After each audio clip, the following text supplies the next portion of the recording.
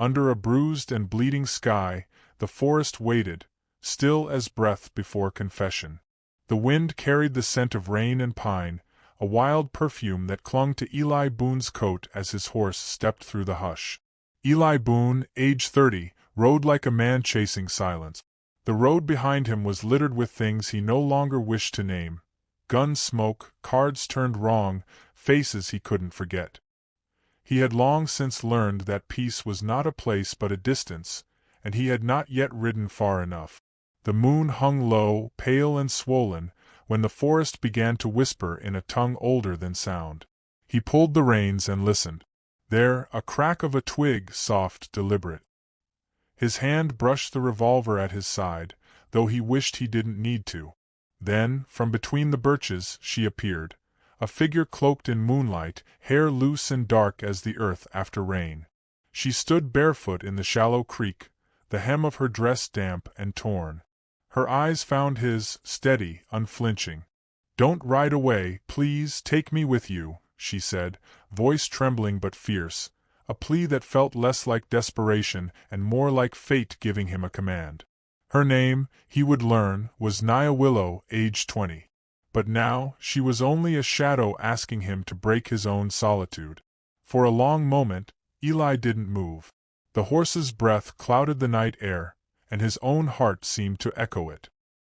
He saw in her the kind of fear that comes not from cowardice, but from the world itself, something hunted, something precious. The forest listened as though waiting for his choice. When he finally dismounted, the sound of his boots sinking into the wet earth felt like an oath. He reached out his hand and she stepped forward. The creek's current caught her reflection and carried it away, as if erasing the life she had fled. They rode together under the silver sky. Nia sat behind him, her hands light against his coat, the heat of her touch threading through layers of leather and regret. She did not speak again, but once she began to hum, a melody without words, low and trembling like the song of the wind through hollow wood. He wanted to ask what it meant, but silence seemed the holier thing between them. The storm gathering in the east flashed white over the horizon. Rain would come soon. He didn't know where he was taking her, only that he couldn't leave her to the darkness. Hours passed, and with each mile, his thoughts tangled tighter around her presence. He'd lived 10 years without needing anyone.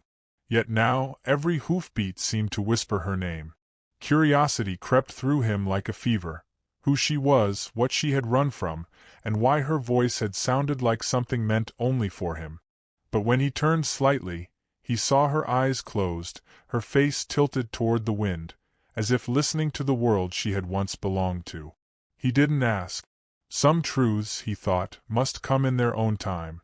When the first drops of rain began to fall, he found shelter in a half-collapsed barn near the ridge. They dismounted in silence. She gathered her skirts and looked around as if the shadows themselves might betray her. Eli tied his horse and lit a small lantern. Its glow stretched weakly across the rotted boards, revealing her features more clearly: high cheekbones, a small scar near her temple, a mouth too solemn for 20 years. He set the lantern on an upturned crate and said, "You can rest here. I'll keep watch." She hesitated before answering, "If you watch, you'll see ghosts. They follow me." He didn't laugh, though the words might have invited it. "I've seen worse," he said, and sat down near the door. The rain came harder, drumming on the roof like memory. She knelt by the lantern, warming her hands, and after a long quiet she asked, "Do you believe in spirits?" Eli studied her face, the flicker of light dancing across it. "I believe in what doesn't leave," he said. "Whatever stays, even when you want it gone, that's spirit enough." Her eyes softened then, though her shoulders stayed tense, ready to flee. He wondered how long she'd been running. By morning, the forest had changed color, the storm's aftermath painting everything fresh and raw.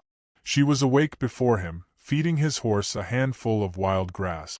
"You didn't leave," she said when he opened his eyes. "You asked me not to," he replied. That made her smile, small, fleeting, but true. It struck him deeper than he expected.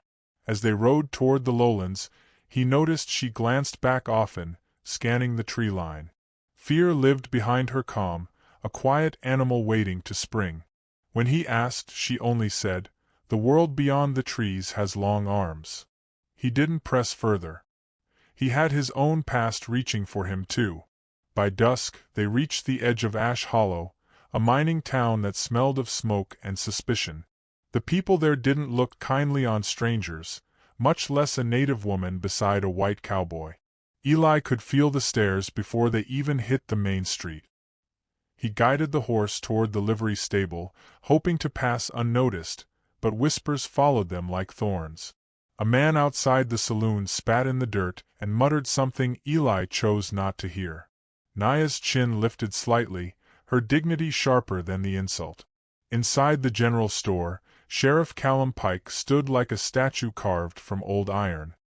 He was a big man, middle-aged and hard-eyed, with the air of someone who enjoyed passing judgment. His gaze slid from Eli to Naya and back. "Boone," he said, voice dry as gravel. "Didn't figure you for a charity man." Eli's jaw tightened. "She's under my care. That's all you need to know." The sheriff's lips curled. "Care's a dangerous word these days. Folks might think you've forgotten which side of the river you belong to." His meaning was clear. Ash Hollow didn't welcome what it didn't understand. Naya stood still, her face expressionless. Eli saw a tremor in her hands, so small only someone watching for it would notice. He stepped forward, closing the space between himself and Pike. "You let me worry about my place." Pike's eyes lingered a moment longer, cold and measuring. "Suit yourself," he said finally. "But I'll tell you this, love's a fine way to hang yourself in this town." The words hung in the air even after the sheriff walked away. Outside, the sky was burning down into sunset, the gold light soft against her skin. Eli turned to her and said, "He won't trouble you again." She shook her head. "He doesn't have to. The others will." That night, they found lodging behind the tavern where an old woman named May offered them bread and tea without question. She had the look of someone who'd seen too much to be surprised anymore. As Eli thanked her, she only said, "Kindness costs less than cruelty. But both leave marks." Naya listened quietly, and later, when the town slept, she stood at the window of their small room watching the lanterns flicker outside. "Why did you take me with you?" she asked softly. Eli was sitting by the hearth, his hat in his hands. "Maybe because you asked," he said. She looked at him then, not like a savior, but as a man she was still deciding to trust. "Most men don't listen when a woman begs." He met her gaze. "Then maybe I'm not most men anymore." Her eyes lingered on him a moment longer before she turned back to the window. "You'll lose something for this," she whispered. "The world won't forgive it." "I'm not asking it to," he said. The quiet between them thickened, but it wasn't heavy. It was the kind of silence that builds something rather than breaks it. Over the next days, they settled at the edge of town near the river. Eli fixed up an abandoned cabin.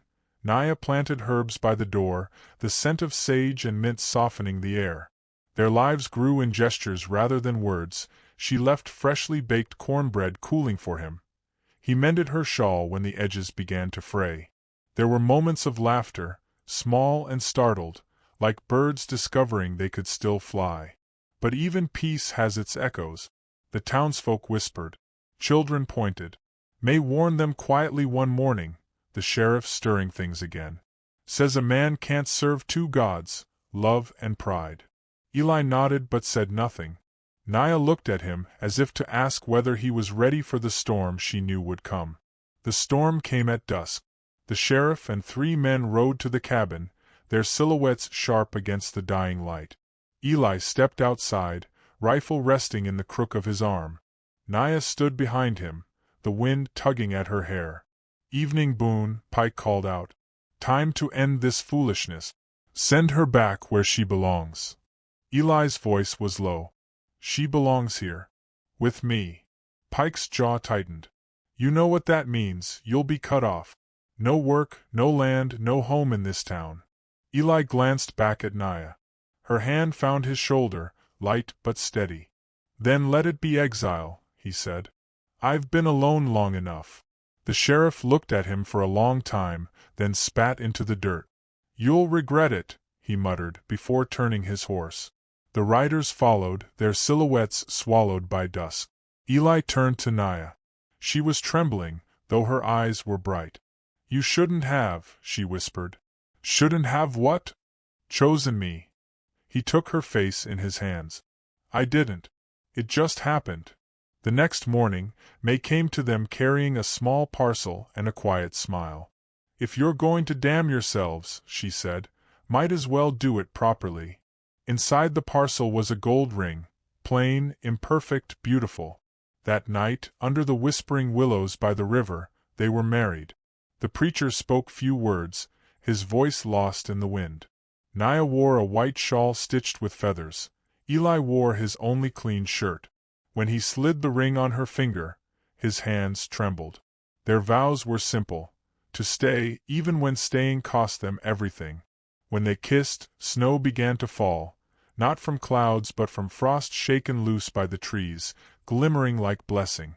The river moved quietly beside them, carrying their reflection downstream, away from the eyes that had judged them.